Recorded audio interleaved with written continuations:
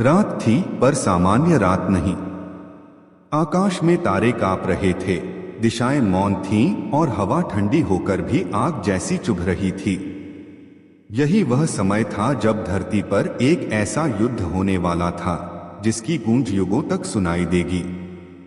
यह युद्ध था काल भैरव और असुरों का। असुरों की चुनौती।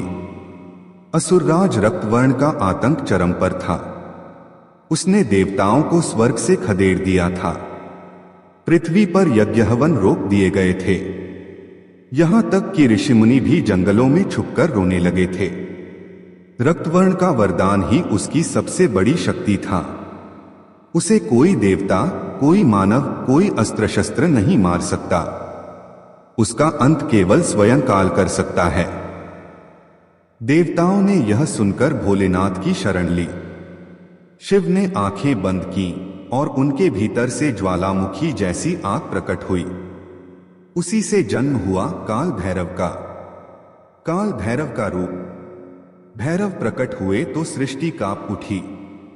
उनके नेत्रों में सूर्य जैसी ज्वाला थी। उनकी जटाएं आकाश तक उठ रही थीं। गले में बंधा नाग फुफकार रहा था।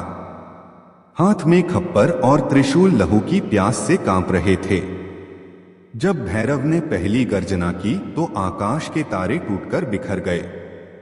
श्मशान में कुत्ते भौंकने लगे, उल्लू चीखने लगे और हवा का हर झोंका मृत्यु का संदेश देने लगा। युद्ध भूमि की तैयारी। रक्तवर्ण ने अपनी सेना एकत्र की। कोई असुर 10 हाथी जितना विशाल, कोई शेर के सिर वाला, कोई काले बादलों की तरह अंधकार फैलाने वाला। उसने दहाड़ लगाई, भैरव, तू चाहे समय का स्वामी हो, पर आज तेरी भी घड़ी आ गई है। भैरव ने त्रिशूल उठाया और हंसी के साथ कहा, अरे दुष्ट, समय मैं हूं, काल मैं हूं। आज तेरा अंत भी मेरा ही प्रसाद होगा। युद्ध का आरंभ। रात का अंधकार घना हो चुका था। बिजली चमकी और उसी के साथ पहला वार हुआ।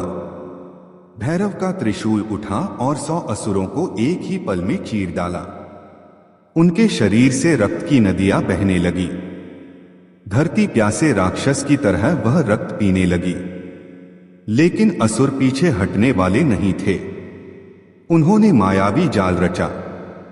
कहीं से आग की वर्षा होने लगी, कहीं से अंधकार का तूफान और कहीं से रक्त की बाण। भैरव केवल मुस्कुराए। उन्होंने खप्पर से एक अग्नि निकाली और पूरा मायाजाल भस्म हो गया। अंधकार बनाम अंधकार। रक्तवर्ण क्रोधित हो उठा। उसने अपनी तलवार चलाई जो स्वयं अंधकार से बनी थी। रक्तवर्ण के वध के बाद धरती पर शांति छा गई। देवताओं ने चैन की सांस ली। ऋषियों ने यज्ञ फिर से शुरू किए। मनुष्यों ने भजन गाना शुरू कर दिया। परंतु सृष्टि का संतुलन कभी इतना आसान नहीं होता, क्योंकि जब एक असुर मरता है तो उसकी जगह दूसरा पैदा हो ही जाता है। और रक्तवर्ण के रक्त से जो बीज छिटक गए थे, उनसे एक और विनाशकारी असुर जन्म लेने वाला था। रक्तजंभी का जन्म। युद्ध भूमि पर बिखरे रक्त की बूंदें धीरे धीरे एक जगह इकट्ठी होने लगी। उनसे एक आकृति बननी शुरू हुई। पहले हाथ, फिर सिर, फिर विशालकाय शरीर। कुछ ही पलों में वहां खड़ा था रक्तजंभी, रक्तवर्ण का पुत्र। उसकी आंखों में ऐसा क्रोध था जैसे आग और विष मिलकर ज्वालामुखी बन गए हों। उसका शरीर 10 हाथी जितना बड़ा था और उसकी दहाड़ से धरती में दरार पड़ रही थी। उसने आकाश की ओर देखकर घोषणा की, हे देवताओं, मेरे पिता का वध काल भैरव ने किया है। अब मैं अपने पिता का बदला लूंगा और यह ब्रह्मांड केवल असुरों का होगा। देवताओं का भय। देवताओं ने यह देखा और वे फिर से कांप उठे। इंद्र ने कहा, हे महादेव, फिर से संकट आ गया है। रक्तजंभी का यह रूप तो और भी खतरनाक है। अब कौन हमें बचाएगा? शिव ने शांत स्वर में कहा। काल का चक्र रुका नहीं करता। जहां अंधकार पनपेगा वहां भैरव प्रकट होंगे। तभी श्मशान में कुत्ते भौंकने लगे। हवा में फिर वही गंध भर गई और रक्त के तालाब से, राख की लपटों से काल भैरव पुनः प्रकट हुए। भैरव का और रौद्र रूप। इस बार भैरव का रूप और भी खतरनाक था।